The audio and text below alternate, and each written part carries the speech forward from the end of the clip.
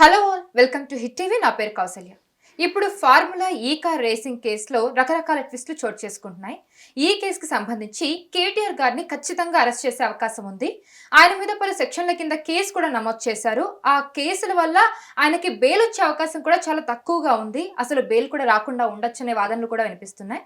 అయితే ఈ కేసులో ఫర్దర్గా ఏం జరగబోతుంది, అసలు కేటీఆర్ గారు ఎప్పుడు అరెస్ట్ అవుతారు, అంటే ఎలాంటి పరిణామాలు చోటు చేసుకోబోతున్నాయి, అసలు ఎందుకు అరెస్ట్ అయ్యే అవకాశం ఉంది, ఇవన్నీ మనం తెలుసుకుందాం. మనతో పాటు ప్రముఖ హైకోర్టు అడ్వకేట్ కృష్ణకాంత్ గారు ఉన్నారు. ఆయనతో మాట్లాడతాం. నమస్తే సార్. నమస్తే అండి. ఎలా ఉన్నారు? ఫైన్ అండి. సార్, ఇప్పుడు మనందరికీ తెలిసిందే, ఫార్ములా ఈ కార్ రేసింగ్ కేసులో ఇప్పుడు కేటీఆర్ గారిని అరెస్ట్ చేస్తారు పక్కాగా అని అంటున్నారు.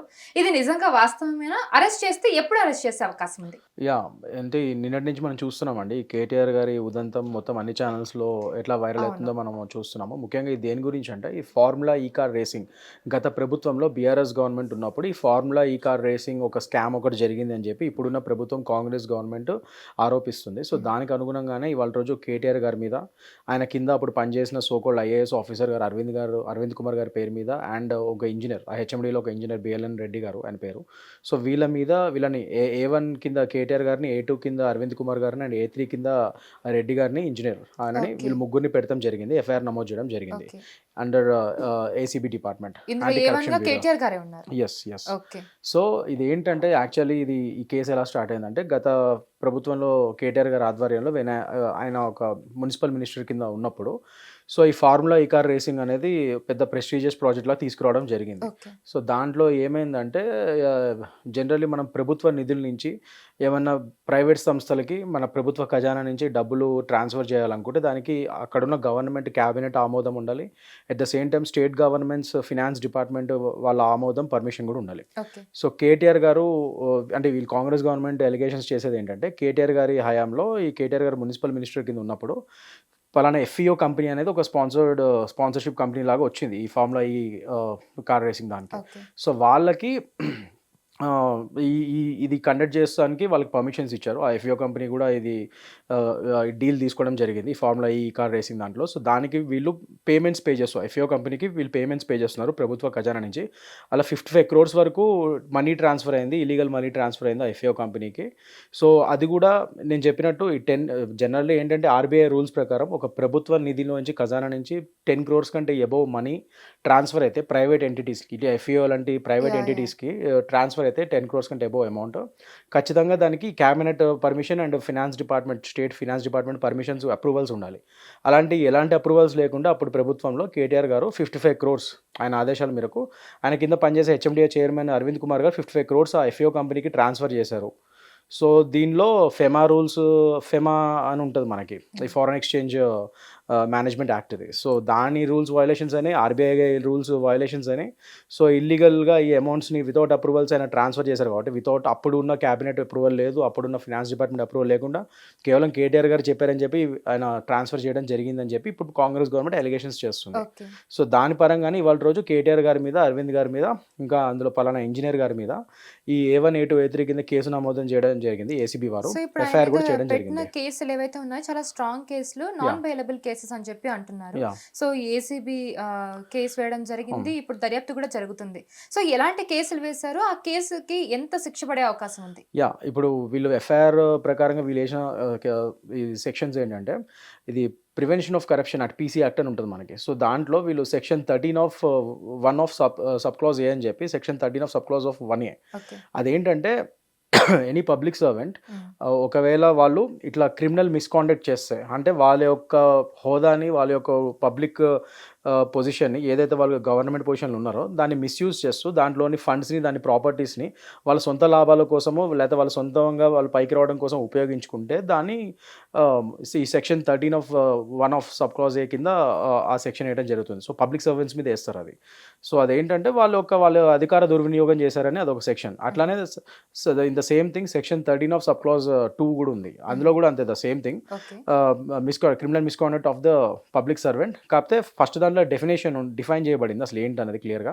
ఈ సెకండ్ దాంట్లో శిక్షా స్మృతి ఎంత అనేది ఉంటుంది. సో దీనిలో జనరల్గా ఏంటంటే వీటిలో 4 ఏళ్ళ నుంచి 10 ఏళ్ళ వరకు 7 ఏళ్ళ వరకు కూడా శిక్షలు వేస్తారు based on the severity of the case. Okay. అది కాకుండా వీళ్ళు ఇంకా జనరల్ ఐపీసీ సెక్షన్స్ కూడా పెడతాం జరిగింది, ఎందుకంటే అప్పుడు ఇంకా ఐపీసీ అమల్లో ఉంది కాబట్టి స్కామ్ జరిగినప్పుడు. సో ఐపీసీ పరంగా పెట్టారు 409 the most common section criminal breach of trust అని సో వస్తుంది. ఇలాంటి కేసులు ఇంతకు ముందు కూడా జయలలిత గారు విషయంలో ఆవిడ అరెస్ట్ అయినప్పుడు ఇలాంటి కేసులే పెట్టారు, అండ్ అలాగే చంద్రబాబు నాయుడు గారి అరెస్ట్ విషయంలో కూడా ఇలాంటి కేసులే పెట్టారని చెప్పడం జరిగింది. సో వీటికి శిక్ష ఖచ్చితంగా పడే అవకాశం ఉందా? యా అండి, జనరలీ అంటే మామూలు బెయిల్ రాకుండా. Yeah good question. ఇప్పుడు జనరల్ ఏంటంటే ఇప్పుడు పబ్లిక్ సర్వెంట్స్ మీద ఈ కేసులు ఇవన్నీ ఇదేం కొత్త కాదు. అంతకుముందు Selvi Jayalalithaa versus state of Karnataka కేసులో కూడా ఇలాంటి సెక్షన్సే జయలలిత గారి మీద అప్పుడు సీఎం కింద ఉన్నారు ఆవిడ, ఇంకా అప్పుడు పెట్టడం జరిగింది. సో ఫస్ట్ టైం ఒక సీఎం హోదాలో ఉన్నప్పుడు ఇలాంటి కేసుల మీద ఆమె కన్విక్ట్ అయ్యి ఆమె మీద ఇది ఆమె దగ్గర ఆమె దిగిపోయాల్సిన సిచ్యువేషన్ కూడా వచ్చిన పెద్ద one of A kind case అది.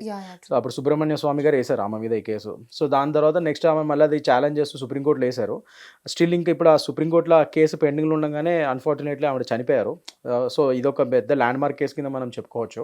సో ఇలాంటి కేసులు ఇలాంటి పబ్లిక్ సర్వెంట్స్ మీద, ఇలాంటి మినిస్టర్స్ మీద, చీఫ్ మినిస్టర్స్ మీద వేయడం కొత్త ఏం కాదు. దానికి ఉదాహరణే Selvi Jayalalithaa versus state of Karnataka case ఒకటి. అలానే ఇంకా చాలా కేసులు ఉన్నాయి అలాంటివి.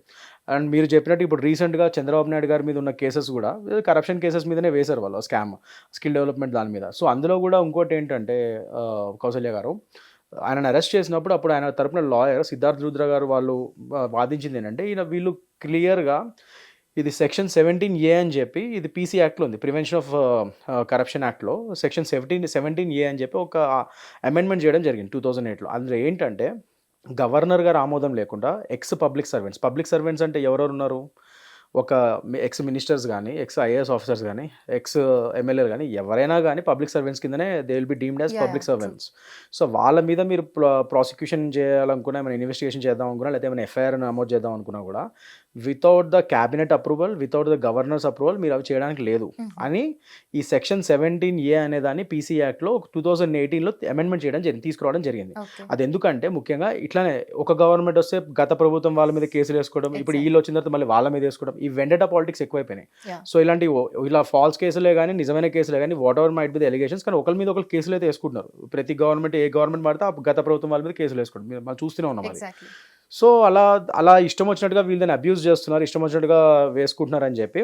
సో అందుకనే ఎక్స్ పబ్లిక్ సర్వెంట్స్ అయినా, కరెంట్ పబ్లిక్ సర్వెంట్స్ అయినా, ఎవరైనా సరే వాళ్ళ మీద మీరు ఎఫ్ఐఆర్ నమోదు చేసి ఏమైనా అరెస్ట్ చేయాలనుకుని ఏమైనా చేయాలనుకుంటే గవర్నర్ గారి పర్మిషన్ కావాలి. అండ్ ఆ పర్మిషన్ ఇచ్చింది, ఆ పర్మిషన్ సీక్ చేస్తూ వీళ్ళు అప్లికేషన్ పెట్టాలి గవర్నర్ గారికి. అండ్ అదే గవర్నర్ గారు విత్ ఇన్ 3 months లోపల ఆయన రిప్లై తెలియజేయాలి.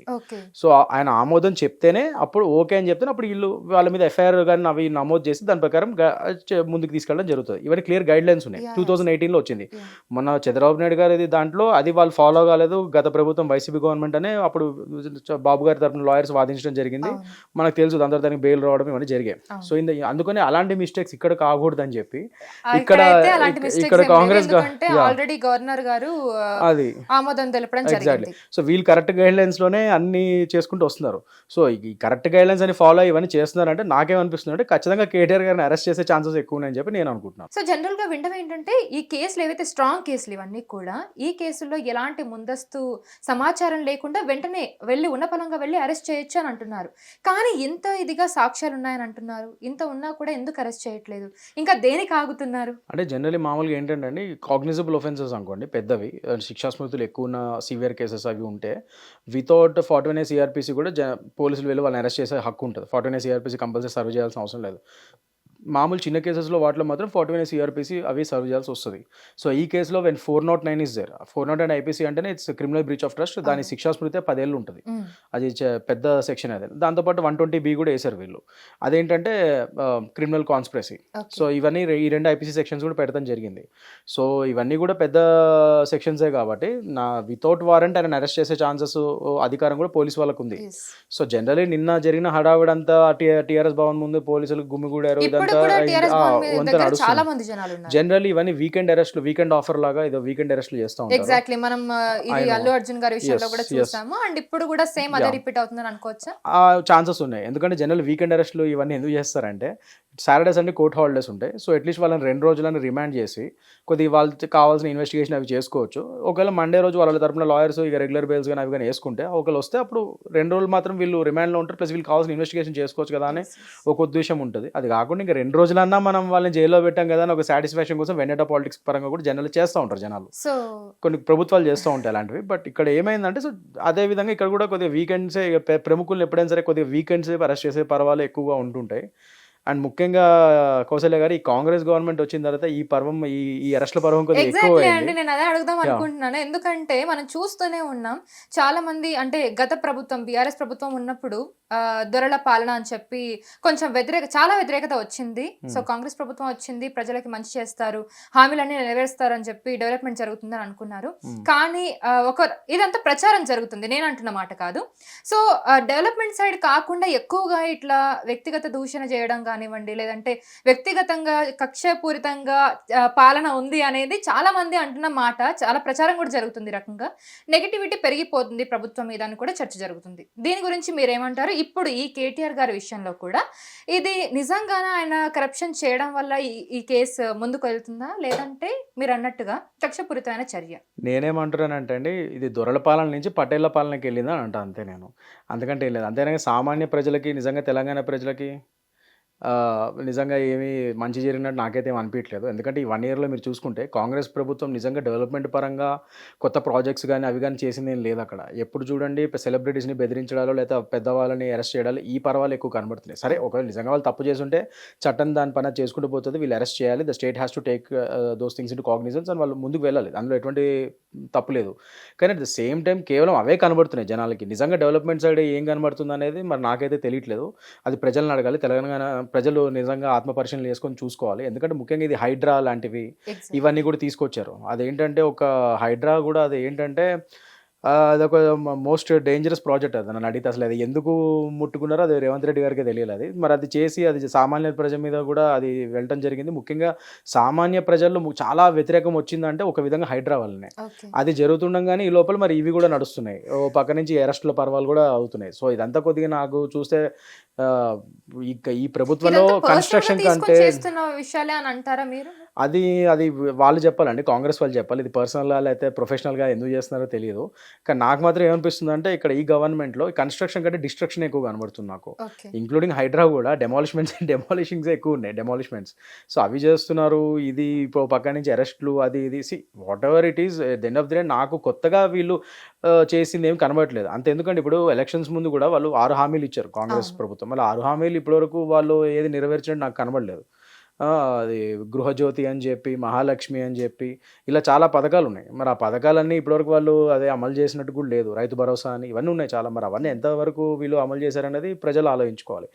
కేవలం ఇప్పుడు 6 ప్రమాణాలని అది డైవర్ట్ చేయడానికి ఇవన్నీ డైవర్షన్ పాలిటిక్స్ చేస్తున్నారని కూడా కొన్ని ప్రజల్లో అనుమానాలు ఉన్నాయి. సో డెవలప్మెంట్ ని అంటే తప్పుదో పట్టడానికి ఇలా చేస్తున్నారంటారా అనుకోవచ్చు అని జనాలు కూడా అనుకుంటున్నారు. అది నేను అనేది కాదు, జనాలు అనుకుంటారు, పబ్లిక్ కూడా అనుకుంటారు. పబ్లిక్ చాలా వినబడుతున్న టాక్ అది. ఇప్పుడు మామూలు ప్రజలతో ఎవరితో మాట్లాడినా కూడా వాళ్ళు ఎక్కువ చెప్తుంది ఏంటంటే ఈ 6 ప్రమాణాల్లో వీళ్ళు నెరవేర్చలేక, అంత ఫండ్స్ లేక, అవన్నీ చేయలేక ఏదో ఎలక్షన్స్ ముందు ఏదో గాల్లో ఇవన్నీ దీపాలు పెట్టినట్టుగా ఈ ప్రమాణాలు చేస్తారు. ఇప్పుడేమో నెరవేర్చలేక, అది వాళ్ళకు కూడా తెలుసు నెరవేర్చలేమని, కానీ కేవలం ఓట్ల గురించి ఆ 6 ప్రమాణాలు ఇచ్చేసి ఇప్పుడు అధికారంలోకి వచ్చి ఇవాళ రోజు అది నెరవేర్చలేక దాని నుంచి డైవర్షన్ పాలిటిక్స్ చేద్దామని చెప్పి ఇలాంటివన్నిటికీ వీళ్ళు పాల్పడుతున్నారని చెప్పి కూడా ఒక సెక్షన్ ఆఫ్ పీపుల్ అనుకుంటున్నారు. మరి ఓకే, సో ఇలానే కనుక కన్స్ట్రక్టివ్ మోడ్ లో కాకుండా డిస్ట్రక్టివ్ మోడ్ లో కనుక ప్రభుత్వం ముందుకెళ్తే ఫర్దర్ గా ఏ విధమైన పరిణామాలు చోటు చేసుకునే అవకాశం ఉంది? డెఫినెట్గా ఒకవేళ ఇదే పందాలో వీళ్ళు ఇంకా వచ్చే 4 ఏళ్లలో కూడా ఇలానే వెళ్తే డెఫినెట్గా అది కాంగ్రెస్ గవర్నమెంట్కి చాలా వ్యతిరేక భావన ఏర్పడుతుంది ప్రజల్లో. సో డెఫినెట్గా అది వాళ్ళకి ఇబ్బందికరమైన పరిస్థితులే ఏర్పరుస్తుందని చెప్పి నేనైతే అనుకుంటాను, గట్టిగా నమ్ముతున్నాను ఆ విషయాన్ని. ఓకే, సో ఇప్పుడు కేటీఆర్ గారి విషయంలో అసలు ఇప్పుడైతే అరెస్ట్ అవ్వలేదు, ఆయన అరెస్ట్ అవుతారు ఖచ్చితంగా అని అంటున్నారు. ఆయన ముందస్తు బెయిల్ తీసుకునే అవకాశం ఉందా, వచ్చే అవకాశం ఉందా ఆయనకి? యా అండి, డెఫినెట్లీ ఇప్పుడు యాంటిసిపేటరీ బెయిల్ అనేది అందరి హక్కు అది. సో డెఫినెట్గా ఆయన యాంటిసిపేటరీ బెయిల్ వేసుకుని మూవ్ చేసుకొని అది అప్లికేషన్ పెట్టుకుంటే డెఫినెట్గా ఆయనకు వచ్చే వచ్చే ఛాన్సెస్ ఉన్నాయి. ఓకే. ఎందుకంటే ఒకప్పుడు ఆయన ఎక్స్ మినిస్టర్ కాబట్టి ఇప్పుడు ప్రస్తుత పరిస్థితుల్లో జనరల్ మనం ఏంటంటే బెయిల్స్ వేసినప్పుడు పర్సనల్ బాండ్స్ ఇస్తాము, మనం గ్యారంటీస్ ఇస్తాం, ఇవన్నీ చేస్తాం. సో డెఫినెట్గా ఆయన దేశం వదిలి పారిపోయే ఛాన్సెస్ తక్కువే ఉంటాయి అని వాళ్ళు తల తరపున లాయర్స్ వాదించగలిగితే డెఫినెట్గా ఆయనకి యాంటిసిపేటరీ బెయిల్స్ వచ్చే ఛాన్సెస్ కూడా ఉంటాయి. అట్ ద సేమ్ టైం ఒకవేళ అరెస్ట్ అయినా కూడా ఈ లోపల ఆయన ఎట్లాగో అరెస్ట్ అయినా అవ్వకపోయినా ఈ లోపల ఎఫ్ఐఆర్ మీద ఆయన క్వాష్కి కూడా వెళ్ళొచ్చు హైకోర్టులో. ఓకే. క్వాష్కి వెళ్తూనే అట్ ద సేమ్ టైం అక్కడ కూడా ఇంట్రిమ్ బెయిల్ ఇన్ కేసు ఒకవేళ అరెస్ట్ అయితే మాత్రం మొన్న అల్లు అర్జున్ గారి కేసులో ఎలా అయితే ఇంట్రిమ్ బెయిల్ అప్లికేషన్ వేసుకున్నారో సైమల్టేనియస్గా అట్లా ఈయన కూడా వేసుకొని ఇన్ కేసు రిమాండ్ వెళ్ళినా కూడా మళ్ళీ బయటకు వచ్చే ఛాన్సెస్ కూడా ఉన్నాయి. సో అన్ని హక్కులు వాళ్ళకే ఉన్నాయి. రెగ్యులర్ బెయిల్ ఒకవేళ అరెస్ట్ అయితే రెగ్యులర్ బెయిల్ వేసుకోవచ్చు కింద కోర్టులో, పైన కూడా మళ్ళీ ఇంట్రిమ్ బెయిల్ కమ్ క్వాష్ వేసుకోవచ్చు. ఇవన్నీ హక్కులు అందరిలాగానే వాళ్ళకే ఉన్నాయి. కాకపోతే కోర్టు ఎంతవరకు అవి ఇస్తుంది బెయిల్ అనేది అది it's at the description of the court. అది వీళ్ళ లాయర్స్ యొక్క టాలెంట్ బట్టి ఉంటుంది, వీళ్ళు ఎలా వాదించారు, వాదోపవాదాలు ఎలా జరిగాయి, అండ్ వీళ్ళ కేసులో నిజంగా మెరిట్స్ ఉంటే ఆయనకి బెయిల్ వచ్చే ఛాన్సెస్ ఎక్కువ ఉంటాయి. లేకపోతే definitely has to go to remand. Okay. ఒకవేళ కేటీఆర్ గారు కనుక అరెస్ట్ అవుతే నెక్స్ట్ పరిణామాలు ఏ విధంగా ఉంటాయి? ఆయన ఎంత శిక్ష పడే అవకాశం ఉంది కేటీఆర్ గారికి? జనరల్ ఈ సెక్షన్స్ పరంగా అయితే నేను చెప్పినట్టు 409 అయితే 10 years వరకు ఉంటుందండి. మిగతా ఇది పీసీ యాక్ట్ కింద ఈ సెక్షన్ 13 ఆఫ్ సబ్ క్లాస్ 1 ఒకటి సబ్ క్లాస్ 2 వీటిలో అయితే 7 to 10 years కూడా ఉన్నాయి, 4 years కూడా ఉన్నాయి. Based on severity of the case అవి పడతాయి శిక్షలు. Okay. And most important thing ఏంటంటే ఇప్పుడు ఆయన అరెస్ట్ అయినా కూడా నెక్స్ట్ ఆయన బెయిల్కి మూవ్ చేసుకొని ఆయన బెయిల్ మీద బయటకు రావచ్చు. దాని తర్వాత ఈ కేసు ట్రైల్ ఇంకా ఛార్జ్ షీట్ అయిన తర్వాత అది కేసు ట్రైల్కి వెళ్తుంది, దాని తర్వాత అది ముందుకెళ్తుంది. అట్ ద సేమ్ టైమ్ ఇప్పుడు మనకు వస్తున్న ఇన్ఫర్మేషన్ ఏంటంటే at the same time ED కూడా వచ్చింది ఇందులోకి అని చెప్పి అంటున్నారు. సో అంటే ఆల్రెడీ ఏసీబీ కేసు వేయడం, ఏసీబీ అధికారులు కేసు వేయడం జరిగింది, ఇన్వెస్టిగేషన్ జరుగుతుంది ఒకవైపు, అండ్ మళ్ళీ ఈడీ ఎంట్రీ ఇచ్చింది, మాకు దీని గురించి కావాల్సిన సమాచారం మొత్తం ఇవన్నీ ప్రభుత్వానికి కోవడం జరిగింది. ఎందుకు ఈడీ వచ్చింది అంటే ఇది ఇంకొక విషయం ఏంటంటే ఈడీ రావడం అంటే కేటీఆర్ ని సేవ్ చేయడానికి ఈడీ ఎంటర్ అయిందని ఒక రకమైన ప్రచారం జరుగుతుంది. ఇది ఎంతవరకు నిజం? లేదండి, అది చాలా రాంగ్ నోషన్. అది జనరల్ ఇది ఏంటంటే ఈడీ అనేది ఏంటంటే ఒక సెంట్రల్ ఏజెన్సీ అది. సో ఇక్కడ ఏసీబీ అనేది ఇప్పుడు వాళ్ళు ఏదైతే ఇప్పుడు ఇక్కడ ఒక కరప్షన్ జరిగిందని చెప్పి యాంటీ కరప్షన్ బ్యూరో వాళ్ళు ఇక్కడ ఇన్వెస్టిగేట్ ఒక ఎఫ్ఐఆర్ నమోదు చేసి వాళ్ళు చేస్తున్నారో అట్ ద సేమ్ టైం ఇక్కడ మనీ లాండరింగ్ అయింది. ఇప్పుడు నేను ఇందాక చెప్పినట్టు అసలు కేసు ప్రైమా ఫేస్ ఎక్కడ స్టార్ట్ అయింది, ఈయన మినిస్ట్రీ ఈయన అండర్లో ఉన్న మున్సిపల్ మినిస్ట్రీలో ఇలా హెచ్ఎండిఏ నుంచి ఫండ్స్ ఒక 55 కోట్ల వరకు ఎఫ్ఈఓ అనే ప్రైవేట్ సంస్థకి ఫారెన్ కంట్రీలో ఉన్న సంస్థ అది. సో ఫారెన్ కంపెనీకి ఫండ్స్ ట్రాన్స్ఫర్ చేశారు వితౌట్ వ్యాలిడ్ అప్రూవల్స్, క్యాబినెట్ నుంచి కానీ ఫినాన్స్ డిపార్ట్మెంట్ నుంచి కానీ స్టేట్ గవర్నమెంట్ది వాటి నుంచి ఏమి అప్రూవల్స్ లేకుండా ఈయన హై హ్యాండెడ్గా ఈయన చెప్తే వాళ్ళు చేసేసారు హెచ్ఎండిఏ వాళ్ళు. సో దానివల్ల ఇవాళ రోజు ఈ కేసు అంతా స్టార్ట్ అయింది అన్నది వాళ్ళ ఎలిగేషన్స్ కాంగ్రెస్ వాళ్ళు. దానికై ఆర్బీఐ వాళ్ళు ఫైన్ కూడా వేశారు, 8 కోట్లు వీళ్ళు కట్టారు, కాంగ్రెస్ గవర్నమెంట్ వచ్చిన తర్వాత మేము కట్టామని చెప్పి కూడా అంటున్నారు వాళ్ళు. So these are the allegations which are going. So అలాంటి జనరల్లీ అలా ఫండ్స్ ఎప్పుడైతే ఫారెన్కి వెళ్ళి ట్రాన్స్ఫర్ అయినా ఇలాంటివన్నీ ఉంటాయి ఖచ్చితంగా మనీ లాండరింగ్ అనేది అట్రాక్ట్ అవుతుంది అక్కడ. సో ఈడీ అనేది మెయిన్ పిఎంఎల్ యాక్ట్ కింద పనిచేస్తుంది, prevention of money laundering act, PMLA అంటారు. సో ఈడీ పని money laundering cases, money laundering ఎక్కడ జరిగిందన్న చోట్ల వాళ్ళ అనుమానం ఉంటే వాళ్ళు వచ్చి అది ఇన్వెస్టిగేషన్ చేసే హక్కు వాళ్ళకు ఉంటుంది. కానీ ఇంకోటి ఏంటంటే ఈడీకి డైరెక్ట్గా ఒకరి మీద కేసు వేసి ఎఫ్ఐఆర్ చేసే హక్కు లేదు. కేవలం ఇట్లా వేరే సంస్థలు ఎఫ్ఐఆర్ చేస్తే వాటి ఆధారంగా ఈడీ వచ్చి ఆ కేసుని ఫర్దర్గా వాళ్ళు ఇన్వెస్టిగేషన్ చేసుకునే హక్కు మాత్రమే ఉంటుంది ఈడీకి. ఇది కూడా ఒకటి క్లారిఫై చేద్దాం అనుకుంటున్నాను వాళ్ళ. సో పిఎంఎల్ఏ యాక్ట్ కింద, ఈ prevention of money laundering act కింద ఇక్కడ ఫండ్స్ ఎఫ్ఈఓ కంపెనీకి ఇలా ఫండ్స్ వెళ్ళినాయి, మిస్అప్రోపరేషన్ అయింది అన్న ఆరోపణలు ఉన్నాయి కాబట్టి ఖచ్చితంగా ఇక్కడ పిఎంఎల్ యాక్ట్ అట్రాక్ట్ అయ్యే ఛాన్సెస్ ఉన్నాయి కాబట్టి ఈడీ వచ్చి వాళ్ళు రోజు గవర్నమెంట్ ఇది మా పిఎంఎల్ యాక్ట్ కింద కూడా వస్తుంది అనుకుంటే మేము దీని మీద ఇన్వెస్టిగేషన్ చేద్దాం అనుకుంటున్నాను చెప్పి వాళ్ళని అడగడం జరిగింది. సో ఇప్పుడు ఏసీబీ ఈ ఎఫ్ఐఆర్ అయిన తర్వాత ఏసీబీ వాళ్ళు చేసే దర్యాప్తు వాళ్ళు చేసుకోవచ్చు, సైమల్టేనియస్గా ఈడీ కూడా దాని దర్యాప్తు చేసుకుంటారు. ఈ రెండు సైమల్టేనియస్గా ప్యారల్గా జరుగుతూ ఉంటాయి. అంతేగాని ఇప్పుడు వీళ్ళు వచ్చారు కదా అని వీళ్ళు ఆపడం అంటూ ఉండదు. అదే ఇది ఇద్దరు సైమల్టేనియస్గా ఇన్వెస్టిగేషన్స్ చేసుకోవచ్చు. సో ఖచ్చితంగా ఇందులో ఈడీ అనేది ఇప్పుడు ఇన్వెస్టిగేషన్ చేసి అందులో మనీ ట్రైల్ని ఎస్టాబ్లిష్ చేసి నిజంగానే మనీ ట్రైల్ అంటే నిజంగానే డబ్బులు అట్లా వెళ్ళాయి, అక్కడ ఏమైనా బినామీ కంపెనీ పెట్టారు, ఏమైనా షెల్ కంపెనీస్ పెట్టారు, వీటి వల్ల మనీ ట్రైల్ వెళ్ళింది, వీళ్ళు దానివల్ల బెనిఫిట్ అయ్యారు, వీళ్ళదే అది బ్లాక్ మనీ ఇలా చేసుకున్నారు, ఇలాంటివన్నీ ఏమైనా వస్తే మనీ లాండరింగ్ చేశారు వీరని ఇలాంటివి నిరూపితం అయితే మనీ ట్రైల్లో ఆ లింకేజెస్ వీళ్ళు ఎస్టాబ్లిష్ చేయగలిగితే తప్పకుండా ఈడీ కూడా వీళ్ళ మీద ఛార్జ్ షీట్ వేసి కేసులు ఫైల్ చేసే ఛాన్సెస్ ఉంటాయి. సో తప్పకుండా ఆయన అరెస్ట్ ఆపడానికి కాదు, ఇంకా ఆయనకి ఉచ్చు బిగుస్తుంది దీనివల్ల అని చెప్పి నేను అనుకుంటున్నాను. ఓకే. సో ఇప్పుడు టగ్ ఆఫ్ వార్ లాగా కొన్ని వాదనలు అయితే వినిపిస్తున్నాయి. అటు రేవంత్ రెడ్డి గారు అయితే ఖచ్చితంగా మా దగ్గర ఆధారాలు ఉన్నాయి, ఇలా కరప్షన్ జరిగింది, అందుకే ఇన్ని సెక్షన్లు పెట్టి కేసు నమోదు చేయడం జరిగింది అని చెప్పి ఆయన అంటున్నారు. అండ్ అలాగే ఒకవైపు కేటీఆర్ గారేమో అసలు ₹1 కూడా నేను నా స్వార్థానికి వాడుకున్నది లేదు, అండ్ ఇక్కడ ప్రతి దానికి కూడా లెక్కలు ఉన్నాయి, లెక్కలతో సహా మీకు చూపిస్తానని ఆయన అంటున్నారు. అంటే ఇందులో ఏది వాస్తవం నమ్మాలి? ఇందులో వాస్తవాన్ని అవాస్తవాలని నమ్మడం అంటే ప్రెస్ ముందు వాళ్ళు ఏదైనా మాట్లాడుకోవచ్చు, వాళ్ళ ఇష్టం అది. కానీ at the end of the ఇవన్నీ ఎక్కడ వీళ్ళు నిరూపించుకోవాలి, కోర్టులో నిరూపించుకోవాలి. So when the trial starts వీళ్ళు ఏదైతే ఈ వాదోపవాదాలు చేసుకుంటున్నారో వీళ్ళ లాయర్స్ని అక్కడ వాదించుకోమనండి ఇవన్నీ. సో అప్పుడు అక్కడ తెలుస్తుంది ఎవరు నిర్దోషులు ఎవరు దోషులు అన్న విషయం. సో మనం చూసుకుంటే బీఆర్ఎస్కి వేటు మీద వేటు పడుతుందని అనుకోవచ్చా దీన్ని బట్టి? ఎందుకంటే కవిత లిక్కర్ స్కామ్ కేసు కానివ్వండి, ఇప్పుడు ఫార్ములా ఈ కార్ రేసింగ్ కేసులో ఇప్పుడు కేటీఆర్ గారిని అరెస్ట్ చేస్తారనే వాదనలు కానివ్వండి, ఇవన్నీ చూస్తుంటే రోజు రోజుకి బీఆర్ఎస్ మీద దెబ్బ పడుతుందని అనుకోవచ్చా? తప్పకుండా అండి. డెఫినెట్‌గా ఇప్పుడు ఇది బీఆర్ఎస్‌కి ఏదో దెబ్బ కొట్టాలని దెబ్బ మీద దెబ్బ అన్న దాని మీద కాకుండా మెయిన్ థింగ్ ఏంటంటే వాళ్ళ యొక్క గత ప్రభుత్వంలో వాళ్ళు చేసిన తప్పిదాలు గానీ, ఏమైనా స్కామ్స్ ఉంటే అవన్నీ బయటపడుతున్నాయి అనుకోవచ్చు. ఎందుకంటే ఇప్పుడు కవిత గారి లిక్కర్ స్కామే చూసుకుంటే ఇప్పుడు ఇక్కడ బీఆర్ఎస్‌లో ఉన్న కవిత గారికి అక్కడెక్కడో కేజ్రీవాల్ ఢిల్లీ గవర్నమెంట్ నడిపిస్తున్న కేజ్రీవాల్‌కి ఏం సంబంధం ఉంటదండి ఆ స్కామ్‌లో? లిక్కర్ స్కామ్ అనేది అక్కడ ఢిల్లీలో జరిగింది. అక్కడున్న దాంట్లో ఈమెను ఎందుకు అక్యూజ్డ్ కింద పెట్టారు? మరి ఇవన్నీ ఊరికే అయితే పెట్టరు కదా! So definitely there has to be some linkages established. దాని పరంగానే ఇవాళ రోజు ఆ ఇన్వెస్టిగేషన్ జరిగి అవన్నీ రిమాండ్లో కూడా పెడతాం జరిగింది. అప్పుడు అది తిహార్ జైల్లో అరెస్ట్ చేసి అక్కడ పెడతాం కూడా జరిగింది మరి. సో ఇవన్నీ చూస్తున్నప్పుడు డెఫినెట్లీ కొన్ని ఏదో ప్రైమా ఫేసి లేకుండా ఊరికే అరెస్ట్ చేయలేరు కదా అంత పెద్ద వ్యక్తుల్ని. సో చేశారంటే డెఫినెట్లీ సాలిడ్ ఎవిడెన్సెస్ ఉండబట్టే కదా చేస్తాయి ఆ సంస్థలు. సో అలా జరిగింది కవిత గారి విషయంలో. Anyways that's in the purview of court కూడా మనం దాని గురించి ఎక్కువ మాట్లాడడం. అట్ ద సేమ్ టైం ఇందులో కూడా ఇప్పుడు ఇది ప్రైమా ఫేసి లేకుండా ఊరికే అరెస్ట్ చేయలేంత పెద్ద వ్యక్తులు అందరూ గవర్నర్ గారు పర్మిషన్ తీసుకొని ఇవన్నీ చేసి గవర్నర్ గారు కూడా ఊరికే చేయడం ఉండదు. మళ్ళీ అటార్నీ జనరల్ గారు పర్మిషన్ అడుగుతారు ఒపీనియన్ ఇలా వచ్చింది మరి ఏమని మన ఒక హైకోర్టులో. ఆయన కూడా ఓకే అంటే అప్పుడు ఇది చేస్తారు. దీనికి అంతా ప్రొసీజర్ ఉంటుంది. సో అంత పగడబందీగా ఆయన అరెస్ట్ ఒకవేళ ముందుకెళ్తే ఎఫ్ఐఆర్ అప్పుడు అవన్నీ చేసిన తర్వాత ఎఫ్ఐఆర్ నమోదు చేశారు. సో ఏమి ఊరికే బ్లంట్ ఎలిగేషన్స్ పెట్టే సమస్య ఉండదు. ఏమైనా సాలిడ్ ఎవిడెన్సెస్ ఉంటే జనరల్ పెట్టే ఛాన్స్ ఉంటాయని నేను అనుకుంటున్నాను. ఓకే. సో ఇప్పుడు కేటీఆర్ గారు కనుక అరెస్ట్ అవుతే నెక్స్ట్ ఎవరు అరెస్ట్ అయ్యే ఛాన్సెస్ ఎక్కువగా ఉన్నాయి? అంటే లైక్ ఇలా మనం చూసుకున్నట్టయితే ఇందాక కూడా మనం మాట్లాడుకున్నాం. సో వరుస పెట్టి అరెస్ట్ల పర్వం నడుస్తుంది. ఒక రకంగా కేసులు నడుస్తున్నాయి, అరెస్టులు నడుస్తున్నాయి, వాళ్ళని అరెస్ట్ చేయడం, జైలుకి తీసుకెళ్ళడం ఇవన్నీ నడుస్తుంది ఒక రకంగా వరుస పెట్టి మనం చూసుకున్నట్టయితే గతంలో కూడా. సో ఇప్పుడు కేటీఆర్ గారి అరెస్ట్ తర్వాత ఎవరు అరెస్ట్ అయ్యే అవకాశం కనిపిస్తుంది ఎక్కువగా? అది మనము అంటే ఇప్పుడున్న గవర్నమెంట్ ఒక స్పీడ్ చూస్తుంటే ఇప్పుడు నెక్స్ట్ ఇంక ఎవరైనా అరెస్ట్ కావచ్చు అన్నట్టుగా ఉందండి. ఎందుకంటే నా దృష్టిలో అయితే దొరల పాలన పోయి ఇప్పుడు పటేల్ పాలన వచ్చినట్టు అనిపిస్తుంది అంతే. నాకు ఒక దొర నుంచి ఇంకో దొర పాలనలోకి వెళ్ళామన్న ఫీలింగ్ వస్తుంది నాకైతే. సో అంతకుముందు వాళ్ళు ఉన్నప్పుడు వాళ్ళు అరెస్టులు చేశారు, ఇప్పుడు వీళ్ళు ఉన్నప్పుడు వీళ్ళు అరెస్ట్ చేస్తున్నారు. నిజంగా జనాలకి ఏం చేస్తున్నారు వీళ్ళు, అసలు జనాలకి ఏమైనా మంచి చేద్దామని ఉందా లేదా అన్నది మాత్రం ఆ చిత్తశుద్ధి అయితే నాకు ఏ ప్రభుత్వంలోనూ కనబడలేదు ఇప్పటివరకు.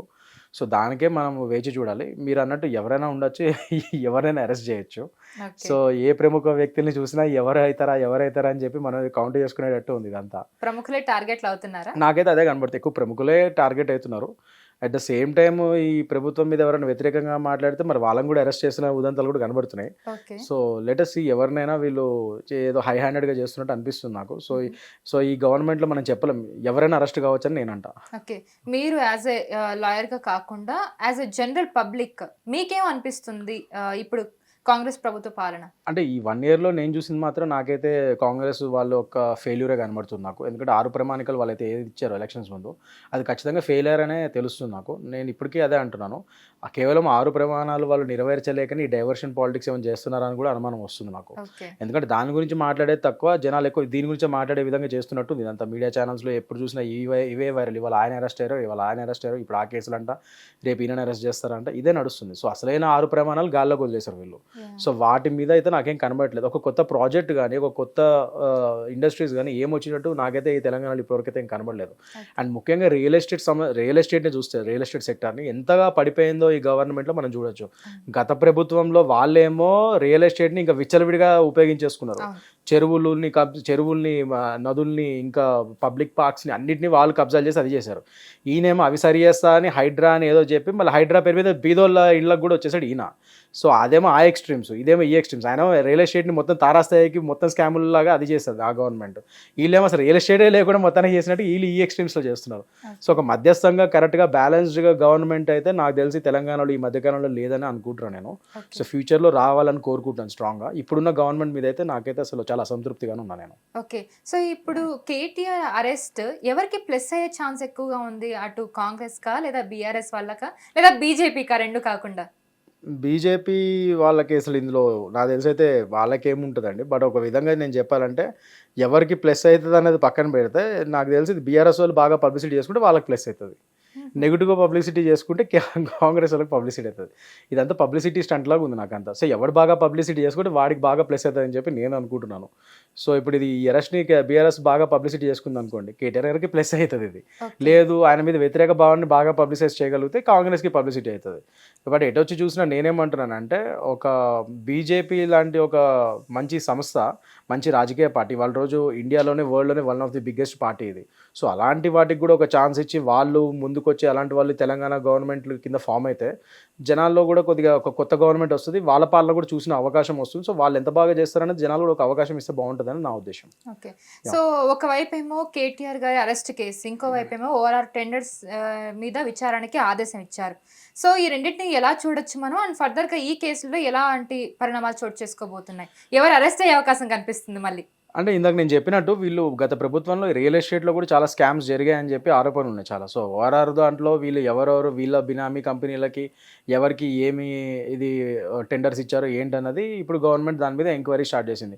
సో ఒకవేళ అలాంటివి ఏమైనా ఎలిగేషన్స్ వీళ్ళకి సాక్ష్యాలు దొరికితే సో దాని మీద కూడా వాళ్ళు ఎఫ్ఐఆర్లు నమోదు చేసి దాని మీద కూడా కేసులు ముందుకు తీసుకెళ్లే ఛాన్సెస్ ఉన్నాయి. సో ఏదైనప్పటికీ ఆ ప్రభుత్వము ఫెయిల్యూరే, ఈ ప్రభుత్వం ఫెయిల్యూర్ అని చెప్పి నేను అంటాను. సో ఇలా ఒకరి మీద ఒకరు ఎట్లాగో కేసులు వేసుకునే డెసిషన్ తీసుకున్నారు కాబట్టి సో అరెస్ట్లు ఎప్పుడైనా అవ్వచ్చు, ఎవరి మీద అవ్వచ్చు. ఒకవేళ అయినా కూడా మన పెద్ద ఆశ్చర్యపోవాల్సిన అవసరం లేదా అంటాను నేను. ఇప్పుడు ఏ ప్రముఖ వ్యక్తి అయినా నాకైతే ఇప్పుడు అసలు పెద్ద ఆశ్చర్యం కూడా ఉండట్లేదు. అలాగే ఇవాళ ఈయన నెంబరా అనుకుంటున్నాను అంతే నేను. రేపటి రోజు ఇంకో అతను చూసి ఇవాళ ఈయన నెంబరా అనుకుంటున్నాను. రెగ్యులరైజ్ అయిపోయింది అంతే, అంతకంటే ఏం లేదు అక్కడ. ఓకే అండి, thank you so much. Thank you. So చూసారు కదా, ఇది వాటి మన ఇంటర్వ్యూ. మళ్ళీ ఇంకొక మంచి ఇంటర్వ్యూతో మళ్ళీ ఉంటాను. Thank you so much for watching. Hit TV app ని డౌన్లోడ్ చేసుకోండి. ఇందులో short news, live news, entertainment movies అన్ని అవైలబుల్ గా ఉన్నాయి. Please download Hit TV app. Hit TV app hit TV యాప్ని ఫ్రీగా డౌన్లోడ్ చేసుకోండి.